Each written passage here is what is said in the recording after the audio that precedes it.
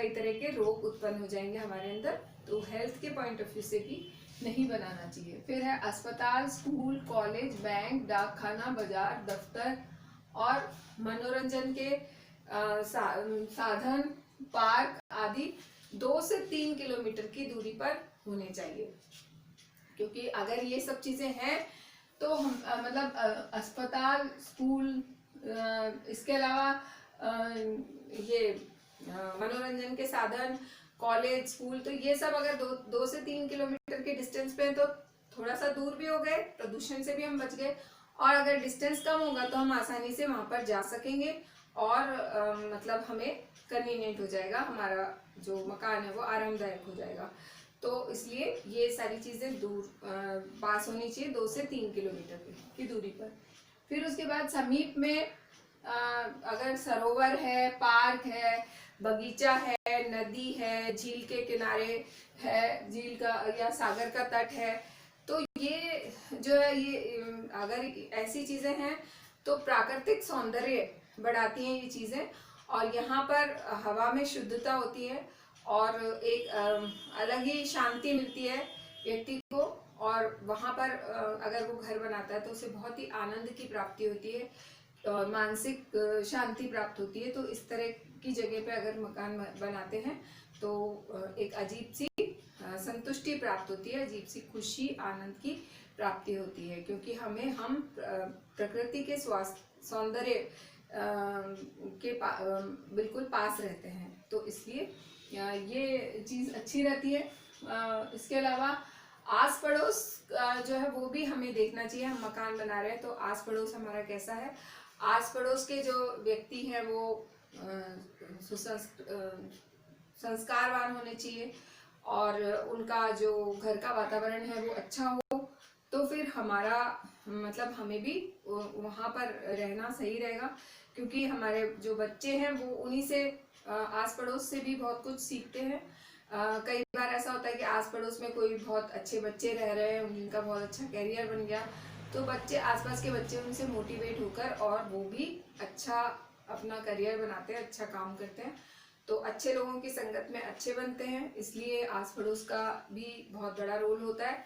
इसके अलावा भूखंड किसी सड़क से जरूर जुड़ा हुआ होना चाहिए। ये भी बहुत इम्पोर्टेंट पॉइंट है कि जहाँ पर हमने भूखंड लिया है वहाँ आसपास रोड जो है वो डेवलप होनी चाहिए, पानी का पाइपलाइन होनी चाहिए, पानी का साधन होना चाहिए, बिजली का लाइन होनी चाहिए।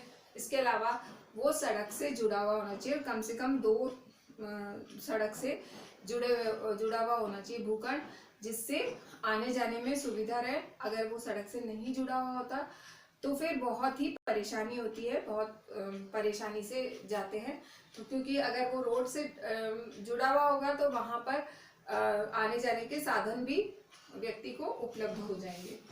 फिर है बस अड्डा, रेलवे स्टेशन, ये सब ज्यादा दूर नहीं होने चाहिए, दूर तो होने चाहिए मगर बहुत ज्यादा दूर नहीं होने चाहिए।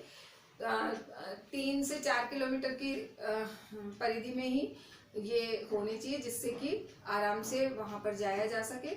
और बहुत दूर अगर हम ले लेंगे तो जाने आने में बहुत दिक्कत हो जाती है। और कई बार ऐसा होता है कि कोई रैली निकल रही है या सड़क पे कहीं जाम लग रहा है या कुछ हो रहा है, तो हमारी ट्रेन या बस या प्लेन कुछ भी छूट भी जाता है। तो इसलिए बहुत ज़्यादा दूर नहीं होना चाहिए। अगर पास है तो हम कैसे भी करके वहाँ पहुँचने की कोशिश करते हैं, मगर अगर बहुत दूर है और जाम लग गया है तो फिर हम मतलब हमारे लिए बड़ा मुश्किल हो जाता है वहाँ पर पहुँचना। तो इसलिए भूखंड जहाँ पर भी हो वहाँ पर रेलवे स्टेशन और ये क्या कहते हैं बस अड्डा, हवाई अड्डा, ये सब पास में होने चाहिए। पास का मतलब 3 से 4 किलोमीटर की दूरी पे होनी चाहिए, ढाई से 4 किलोमीटर की दूरी पर।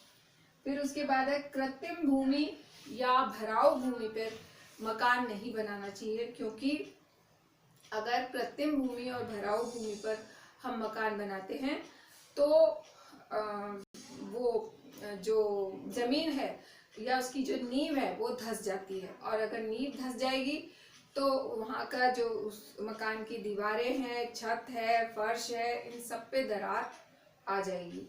तो ये भी ध्यान में रखने योग्य बात होती है कि हमें भराव भूमि या कृत्रिम भूमि पर मकान बिल्कुल भी नहीं बनाना चाहिए। तो ये आज का जो टॉपिक था, स्थान का चयन, साइट सिलेक्शन, इसमें हमें इन पॉइंट्स को ध्यान में रखते हुए हमें मकान बनाना चाहिए। सबसे पहला तो था कि मकान ऊंची जगह, मतलब जो भूखंड है हमारा वो ऊंची जगह होना चाहिए। उसके बाद है 3 तरफ से ये खुला हुआ होना चाहिए। उसके बाद है कि सूर्य का प्रकाश और शुद्ध वायु, इनमें रुकावट नहीं आनी चाहिए। पानी के बहाव के मध्य में मकान नहीं बनाना चाहिए। उसके बाद गड्ढा, तालाब, नाला, कसाई खाना, पशुशाला, इन सब से दूर होना चाहिए जिससे वो प्रदूषण से दूर रह सके। उसके बाद सूर्य का ये रेलवे स्टेशन, बस अड्डा, सिनेमा घर, ये सब जो है, हवाई अड्डा, मुख्य बाजार, इन सब से दूर होना चाहिए। मतलब बहुत ज़्यादा दूर नहीं मगर थोड़ा सा तो दूर होना चाहिए जिससे कि इसका प्रदूषण नहीं आए। वायु प्रदूषण होता है इससे। फिर उस आसपास जो फैक्ट्री है, कल कारखाने हैं, ईंट के भट्टे हैं, ये सब नहीं होने चाहिए। उसके बाद है पतली व गंदी गलियों में हमारा मकान नहीं होना चाहिए।